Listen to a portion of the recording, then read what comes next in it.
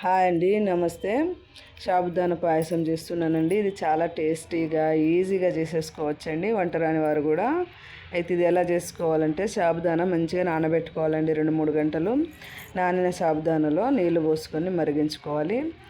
అలా మరుగుతుంటే 2 ఇలాచీల పౌడర్ వేసానండి.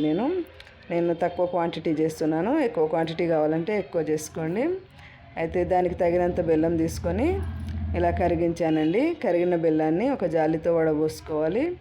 ఇలా బెల్లము సాబుదానా 2 కలిసి మంచిగా ఉడకనివ్వాలండి. పర్ఫెక్ట్గా ఉడికిన తర్వాత సర్వ్ చేసుకోవడమేనండి. చాలా బాగుంటుందండి టేస్ట్. అయితే మీరు ఒకసారి ట్రై చేయండి, నచ్చితే లైక్ చేయండి. అయితే ఇందులో పాలు పోసుకొని తినాలండి, ఎక్సలెంట్ టేస్ట్ ఉంటుంది, చాలా టేస్టీగా వస్తుంది. నచ్చితే లైక్ చేయండి, కొత్తగా చూసేవారైతే సబ్స్క్రైబ్ చేయండి.